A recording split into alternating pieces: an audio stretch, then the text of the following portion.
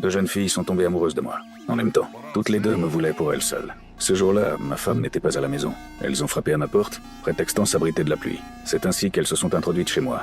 Mais je n'aurais jamais imaginé que ce simple geste de gentillesse allait tourner au cauchemar, un cauchemar auquel je ne pourrais échapper. À peine entrées, elles ont retiré leurs chaussures. Cela m'a complètement fait baisser la garde.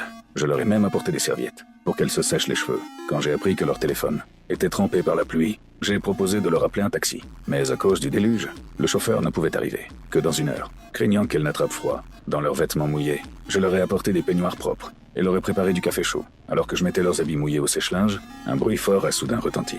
Depuis la pièce d'à côté, je me suis précipité pour voir ce qui se passait. Je les ai trouvées en train d'allumer ma platine vinyle sans permission et de danser avec mon chien. Je ne me suis pas fâché pour autant, mais les deux filles devenaient de plus en plus audacieuses. Elles m'ont demandé comment fonctionnait la platine. Par politesse, je leur ai expliqué quelques bases. Elles ont fait mine d'être impressionnées et se sont encore rapprochées de moi. Dans leurs yeux brillait une lueur d'admiration.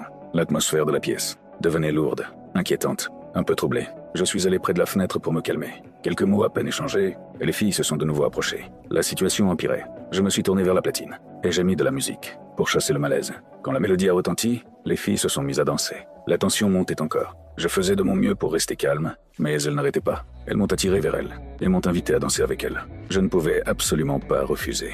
J'ai dû accepter, à contre-cœur.